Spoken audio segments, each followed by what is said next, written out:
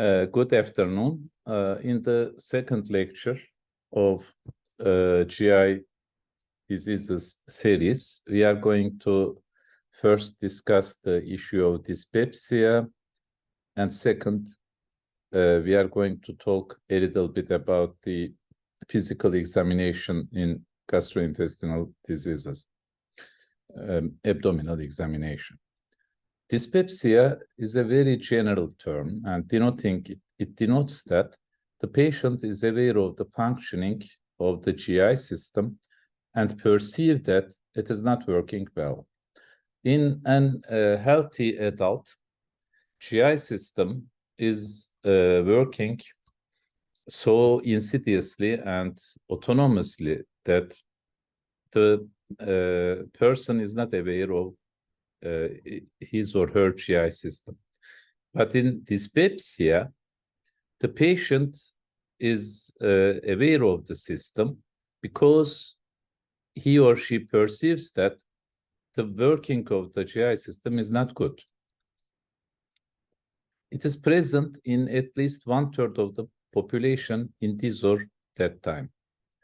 It may arise from disorders from any part of GI system, and the most common cause is functional GI disorders.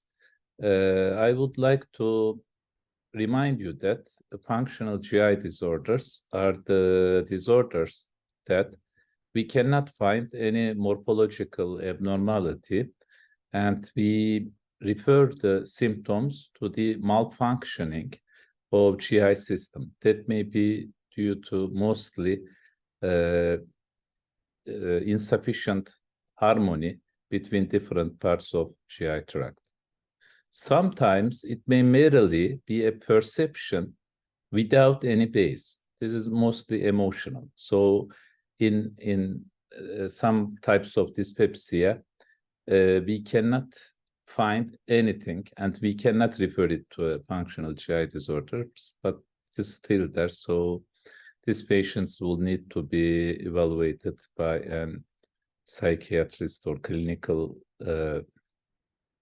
psychologist. However, one should bear in his or her mind that before referring such kind of symptoms to psychological disturbance, one should be very careful, because some rare gastrointestinal conditions, including some malignant ones, may be confused with psychological disturbance.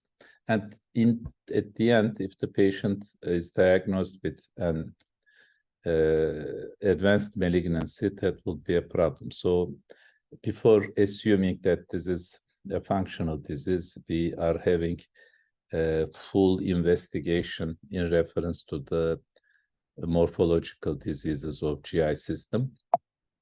In addition, dyspepsia is not limited to the diseases of GI system.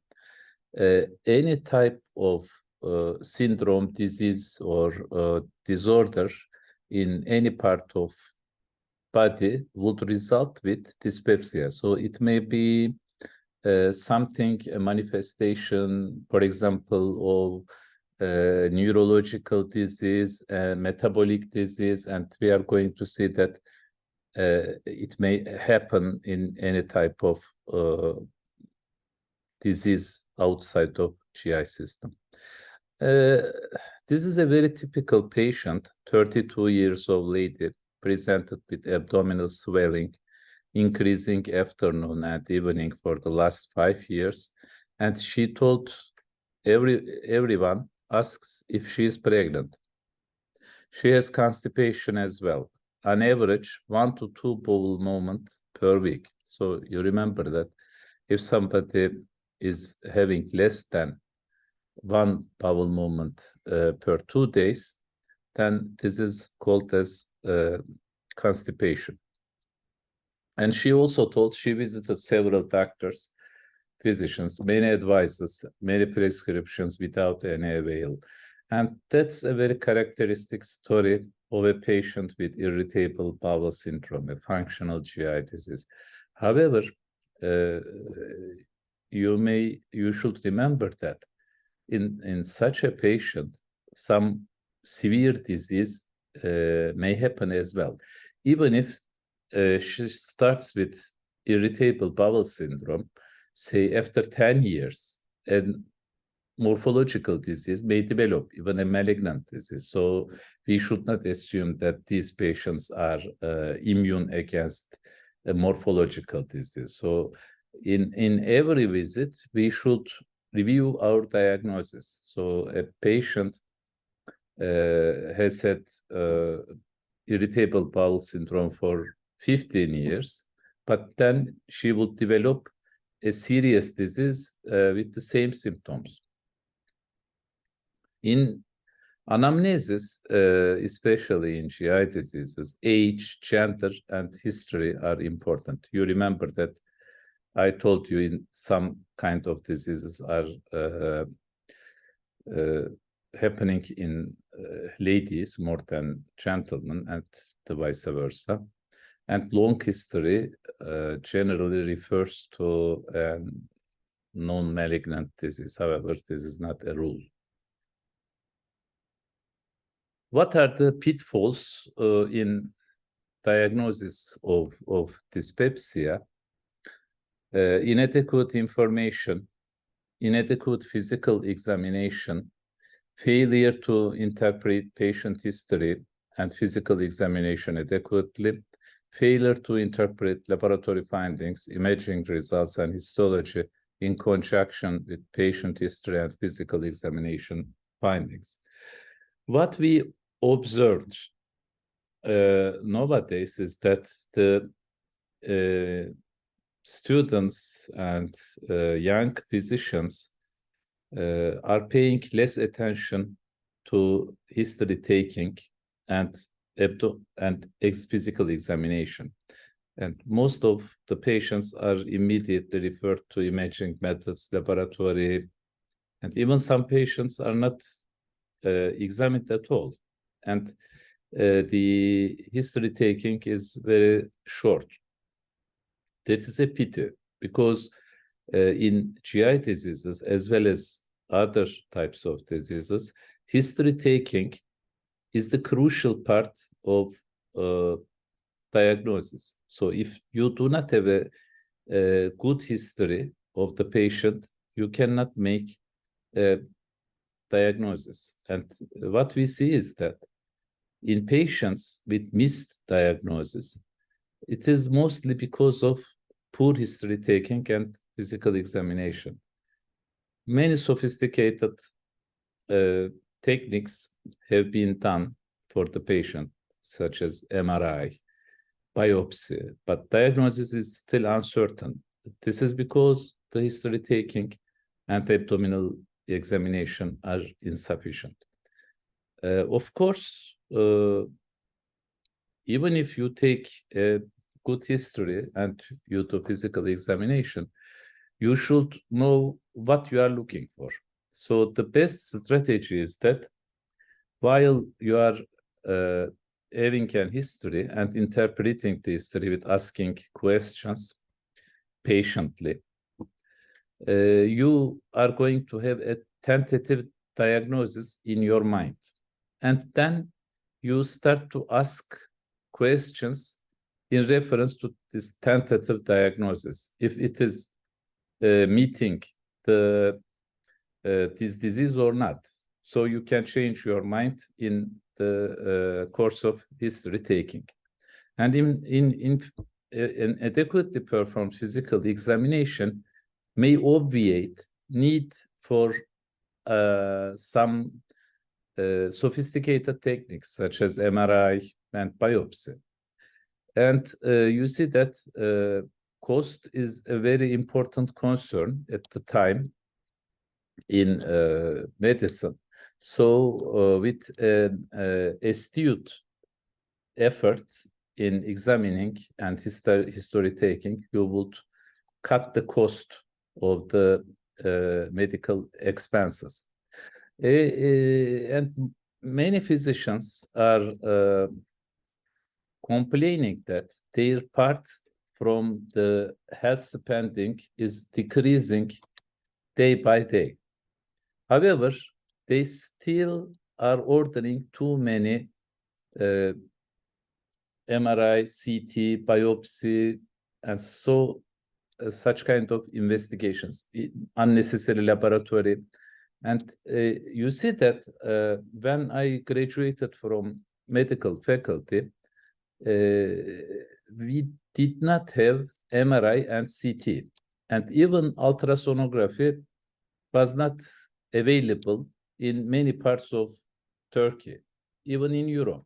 In Istanbul, when I graduated, there were only 2 centers performing ultrasonography.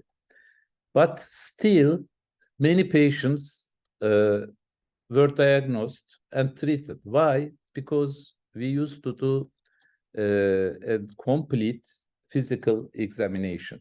And in this case, if you are doing a good physical examination and you are making a true diagnosis without referring the patient for further examinations, then your part will increase. But because these techniques are coming into place, it is decreasing physicians' part in the cost expenses.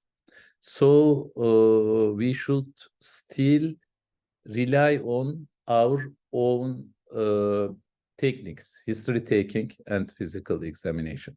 Another reason that these examinations are performed too frequently is that the people, the physicians, are concerning about malpractice claims.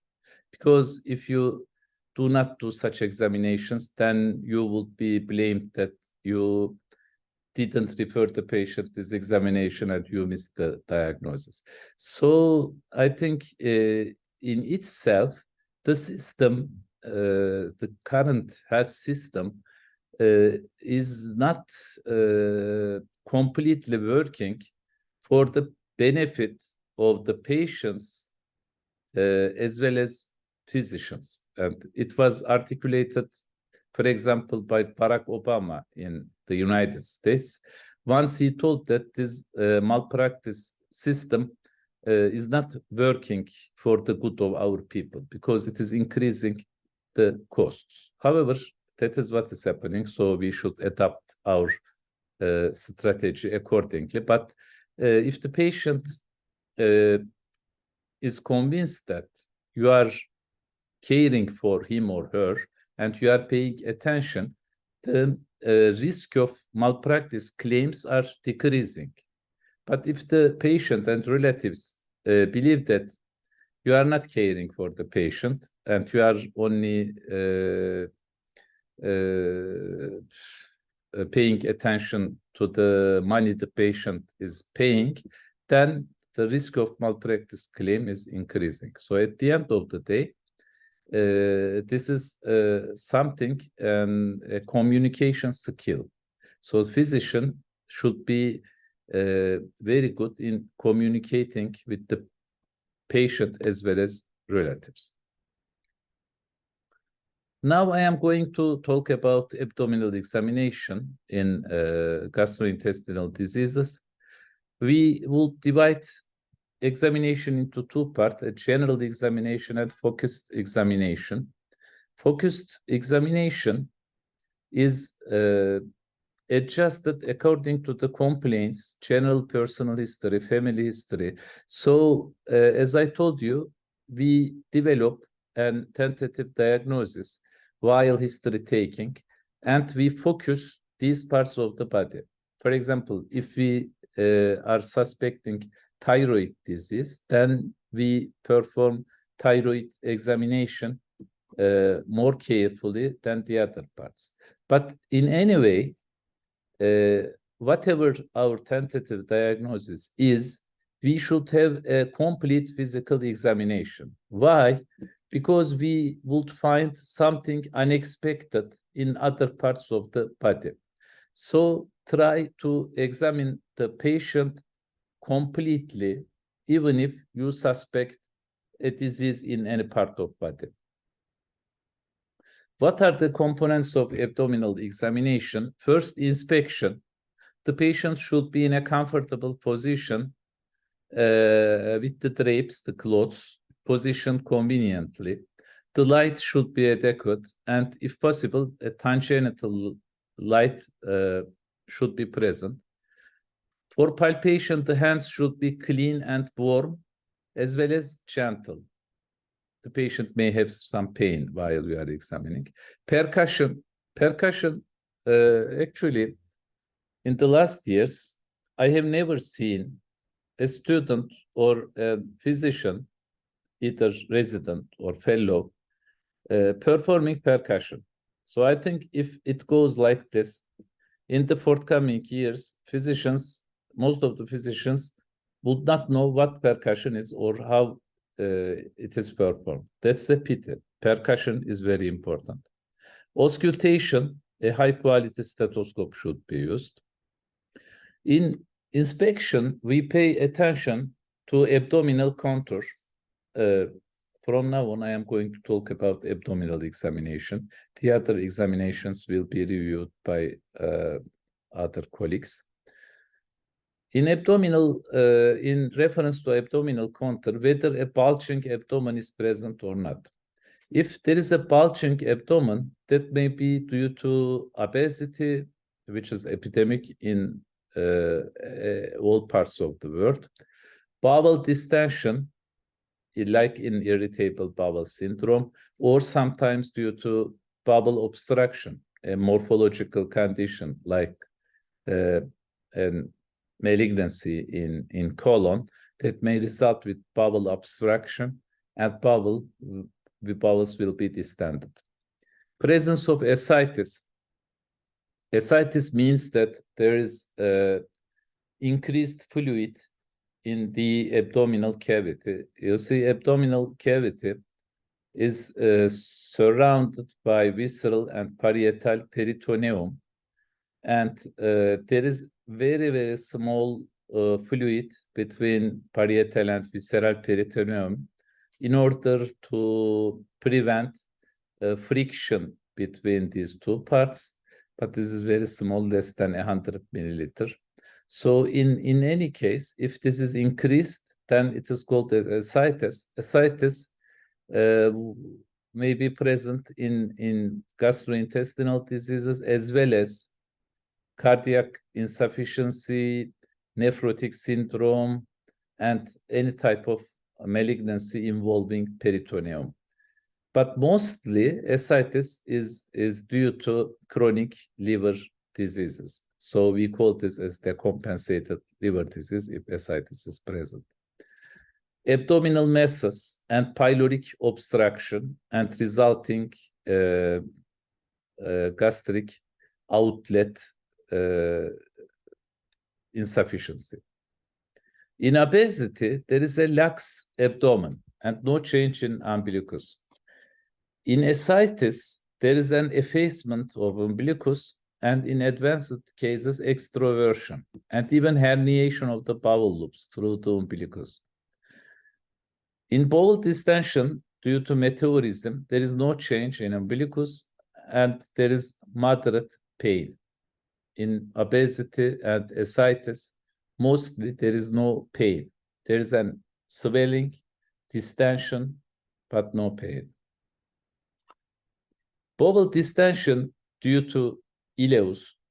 So if we decide that bowels are distended due to bowel obstruction, that may be an mass which is obstructing the bowels, and there is another type of ileus which is called as adynamic ileus. In adynamic ileus, actually there is no obstruction, but the dynamism of bowel loops are lost. So peristaltism is lost. This is an interesting type of condition, and that may be due to some metabolic or endocrine abnormalities, or it may be purely idiopathic. Idiopathic means that we cannot find a definable cause for this condition. And splenomegaly, hepatomegaly, overdistended stomach or gallbladder, and even bladder may result with abdominal distension.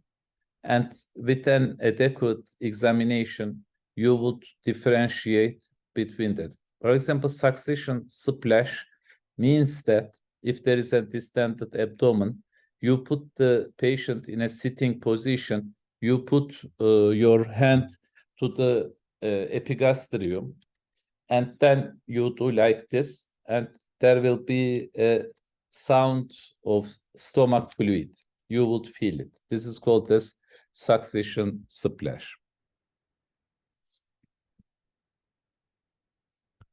We should also pay attention to skin changes in abdomen. For example, presence of stria will be found in obesity, but it may be present in some type of endocrine abnormalities like Cushing syndrome. Venous dilation may be present in venous thrombosis.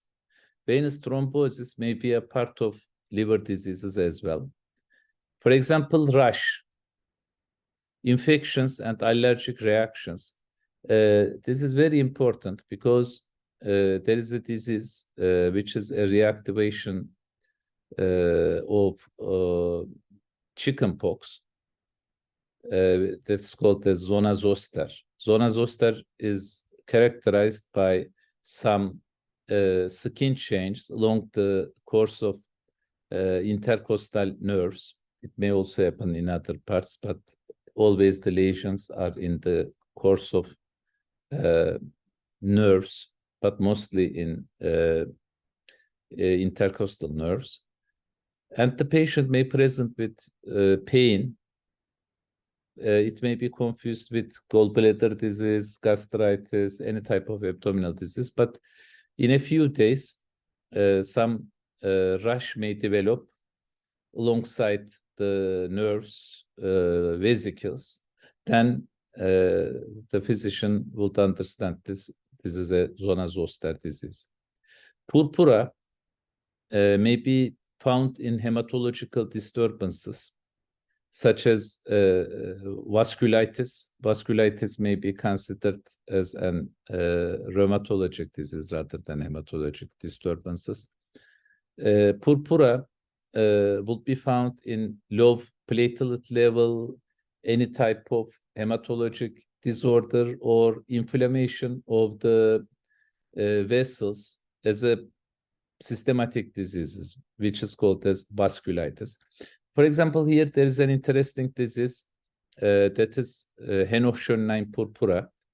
This is present mostly in children and young adults.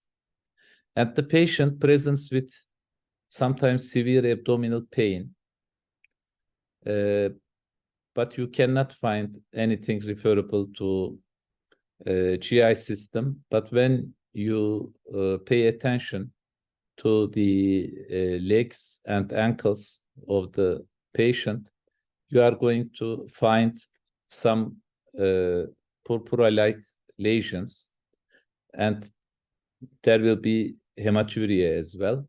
So this is Henoch-Schönlein purpura.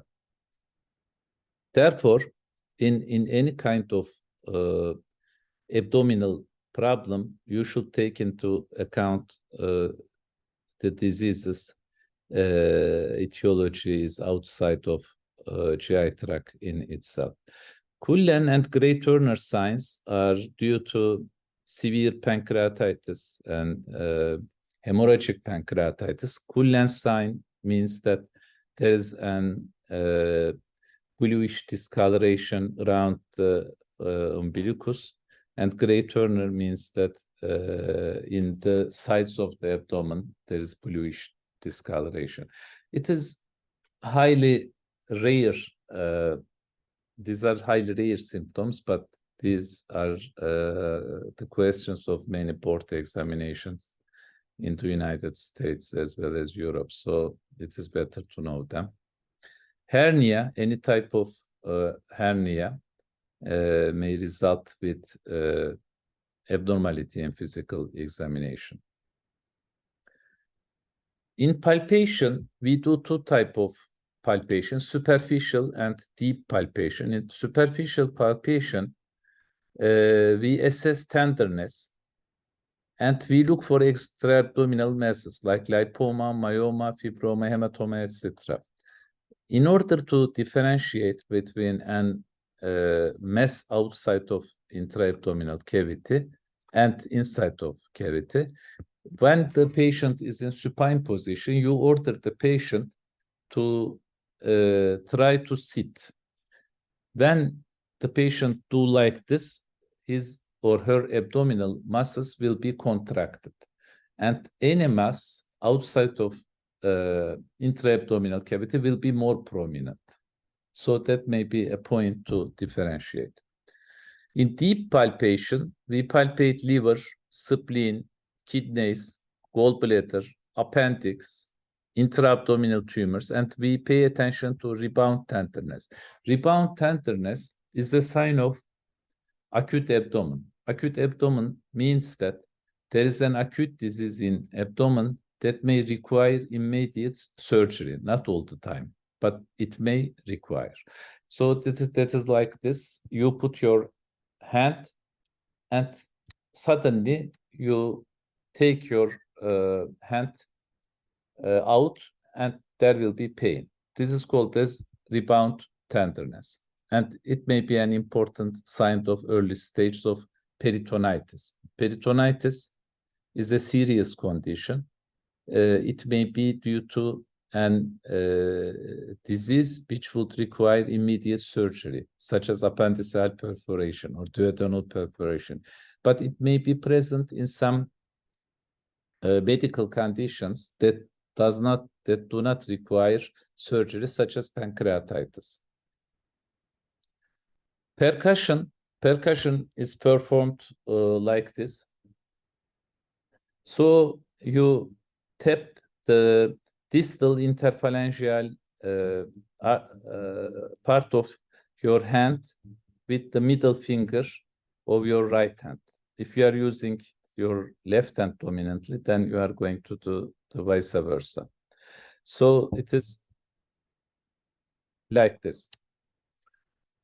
In percussion, we measure the vertical diameter of the liver. We look for traube space for mild splenomegaly. You are going to be told about this in semiology lectures. And we diagnose and evaluate ascites. In auscultation, mostly we are looking for vowel sounds.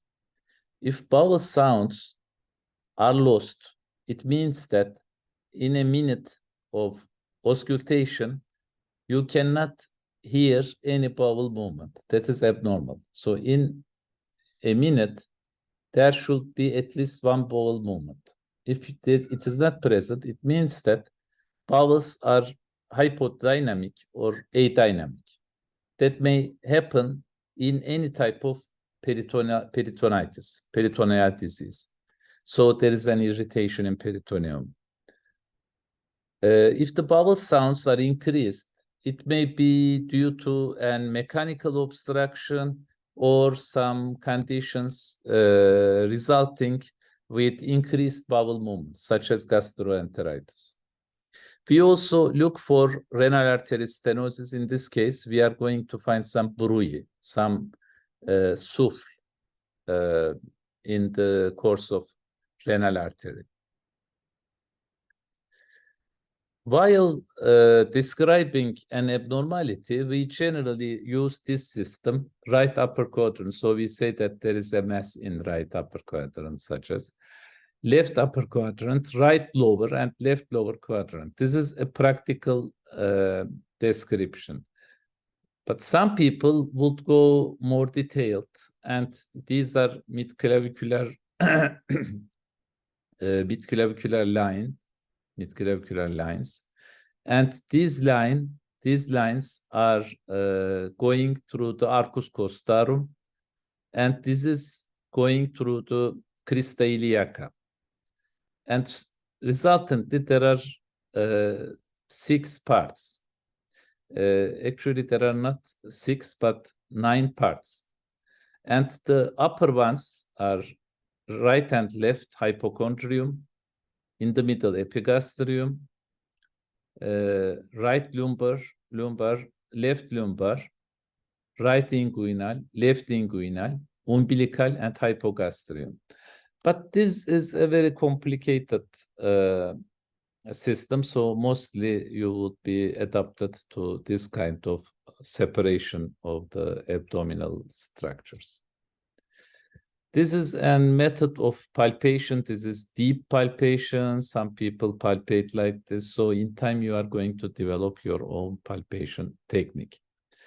In this technique, what we are trying to do is that we are trying to differentiate between for example, obesity or ascites. So somebody put his hands to the midline, then we tap the one side of abdomen, and we try to feel this sensation. If there is fluid, the sensation will be felt easily. But if it is not felt, it means that it is not fluid.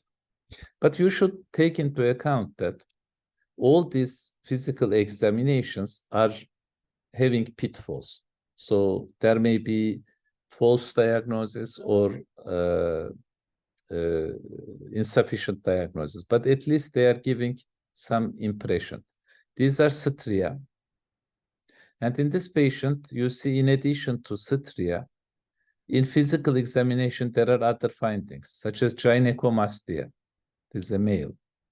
Gynecomastia and atrophy of the muscles. In addition, there are some vascular signs here. And these are the signs of chronic liver disease. So this patient is probably having cirrhosis. These are called as spider angioma. Spider angioma means there is a central arteriole and related ramifications of this artery in the skin. This spider angioma is happening in the course of chronic liver disease, mostly due to alcoholic liver disease. So from only looking to this, you would assume that this patient has had liver cirrhosis, and liver cirrhosis is due to liver steatosis, non-alcoholic or alcoholic maybe, steatohepatitis. And because of high alcohol intake, the patient may have abdominal obesity and stria. Of course, these are all assumptions, but at least when you look, you would make some tentative diagnosis. In order to catch the findings, of course, you should know all the physical findings and their meaning. Otherwise, you look with empty eyes and you cannot see anything, even if there are many things to be seen. So to look and to see are different things. You can look, but you cannot see. In this patient, you see there is an asymmetrical swelling of abdomen. So in this case, you should have a side view as well. In side view, you see that there is a mass here. This is dilated abdominal vessels. And these are the physical examination. And finally, we are going to talk about abdominal pain, which is a necessary part of GI lectures. Is it an abdominal pain, abdominal restlessness, or abdominal fullness? That is important. The patient would say that, for example, his abdomen is not easy. So it means that it is restless, but not real pain. And abdominal fullness is also different from pain. The patient will say that my abdomen is full, so I am not comfortable. It is not pain, it is fullness. And furthermore, whether this is acute or chronic, if it happens 24 hours ago, then it's acute. But if it has been there for more than 2 weeks, then it means that it is chronic. Acute abdominal pain, in reference to severity, may be severe or moderate. But in acute abdominal pain, it is not mild. So if it is acute, it will be either moderate or severe. However, you notice that there is an asterisk here. Why? Because abdominal pain is a dynamic process. The pain may be aggravated insidiously, and a snapshot view of the patient may be misleading.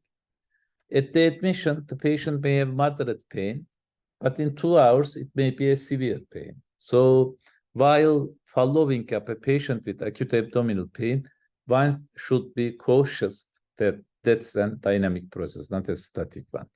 Duration, type of pain, like sharp pain, excruciating pain, blunt pain, and radiation to chest, back, or scrotum. These are pointing towards different type of conditions.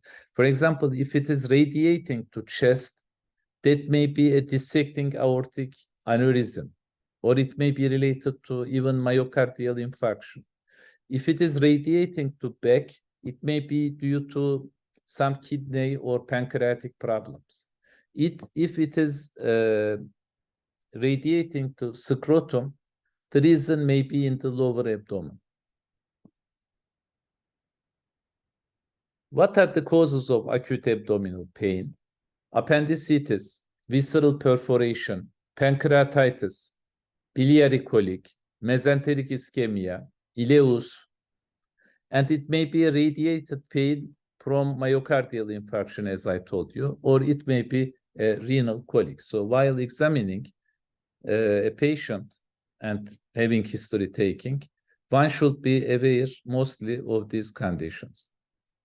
And there may be some associated symptoms, but these are not very helpful in differential diagnosis because these are happening in any type of acute abdominal condition. Nausea, vomiting, difficulty in flatus due to adynamic bowel movements, difficulty in defecation. If fever and chills are present, the patient's condition should be taken more seriously because probably there is a very important etiology in this patient, such as cholecystitis, appendicitis, or generalized peritonitis. On the other hand, chronic abdominal pain is mostly due to these diseases: irritable bowel syndrome, functional dyspepsia. We are going to talk about this in later lectures. Gastritis, which is very common, gastric or duodenal ulcer, gallbladder stone, which is present in 20% of the population, but it may be due to some malignant conditions like gastric cancer, pancreatic cancer, even bowel cancer. And I am going to say that most of the malignant diseases are presenting with mild symptoms, but they are turning into moderate and severe symptoms in time. So in any case, even if the symptom is mild, we should consider malignant diseases, because if we miss the diagnosis, the patient will suffer from this. Yes, the other type of chronic abdominal pain etiologies: chronic pancreatitis, small intestinal disease, inflammatory bowel disease, colon carcinoma, and umbilical hernia. Actually, I have already told about this. History is important. For example, past hospital admissions. the patient may have had, for example, acute pancreatitis attacks. And this may also be an acute pancreatitis because it may have a relapsing feature. History of drug taking and family history. In examining these patients, I told you about tenderness. Tenderness means that when you put your hand to the abdomen and you palpate, the patient would feel a severe pain. Rebound means that when you release your hand, the pain would aggravate. McBurney sign is for appendicitis, and Murphy sign is for gallbladder conditions like cholelithiasis. And we also examine scrotal area for inguinal hernia.